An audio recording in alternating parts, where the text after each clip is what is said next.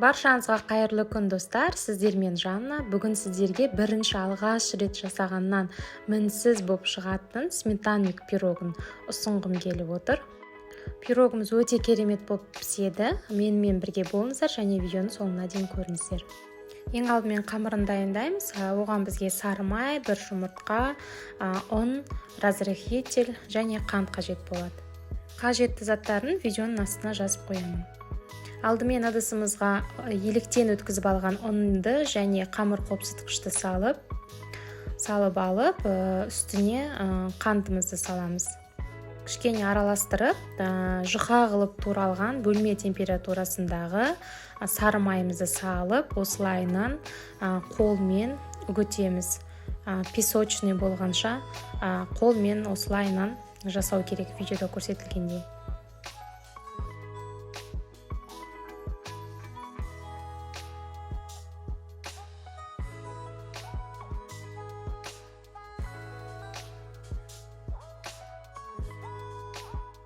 Қамырымыз осындай песочный болып шығу керек, орысша айтқанда крошки болып.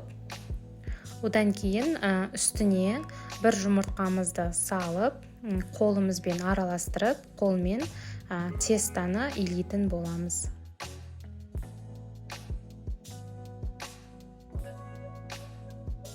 Енді дайын болған қамырымызды тоңазытқышқа 30 минутқа салып қоямыз. Пищевой пленкамен или салафанмен орап қоюды да ұмытпаңыздар.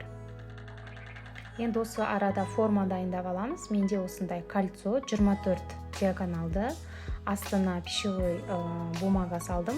Фольга қойсаңыздар да болады, или обычный форма қолдансаңыздар да болады.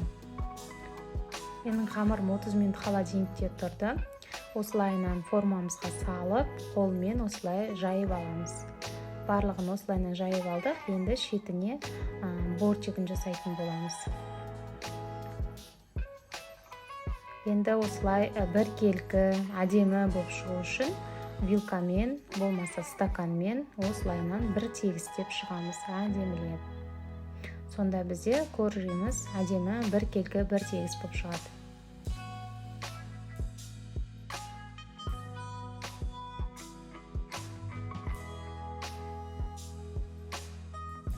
Неке достар, бізде қамырымыз дайын болды. Енді начинкасын дайындайтын боламыз. Начинкасын сметанадан жасайды. Менде бұл сметана дүкеннен алынған сметана 20%. Үстіне қантымызбен жұмыртқамызды сразу салып, барлығын осындай венчикпен жақсылап араластыру керек. Жай араластыру керек, ұзағынан араластыруға болмайды, миксермен тоже болмайды. Осындай венчикпен, болмаса обычный вилкамен араластырса болады. 10-20 секунд қана уақыт алу керек араластырған уақыттарыңыз. Салмасы біркелкі болса жеткілікті. Енді дайын начинкамызды, дайын қамырымыздың үстіне осылайынан жақсылап құйып, алдын ала қызып тұрған, 180 градуста қызып тұрған пешімізге 35-45 минутқа қоямыз. Пирогымыз дайын болғанда осындай беті әдемі сарғыш болады. Форманы пирогымыз толық суығаннан кейін бірақ аламыз. Бөлме температурасында су керек. Менде 2 сағат уақыттай кетті суығанына. Егер сіздер суымай сразу пирогты ашып кесе салсаңыздар, ішіндегілері ақып кетеді.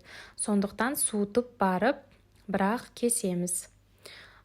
Сонда сіздерде керемет пирог шығады. Мен айтқан барлық құпиялар мен барлық секреттері бойынша жасаңыздар, сонда пирог өте керемет шығады. Үйлеріңізге қонақ келгенде жасасаңыздар, барлық қонақ разы болып, барлығына ұнайтыны сөзсіз. Сол үшін міндетті түрде жасап көріңіздер. Достар, егер сіздер енді менің каналыма жазылсаңыздар, оң жағында қоңырауша бар. Міндетті түрде сол қоңыраушаға басып, все деген кнопканы бассаңыздар, келесі рецепттерді көріп отыратын боласыздар. Және де жоғарыда плейлисте деген бөлімді бассаңыз, сол жерде барлығы тақырыпшамен бөлініп қойған. Түскі ас, кешкі ас, және тәттілер, лимонад түрлері, ыстық тағамдар, барлығы тақырыпшаға бөлініп көрсетілген. Барлығын оп-оңай табатын боласыздар. Барлығыңызға сәттілік тілеймін.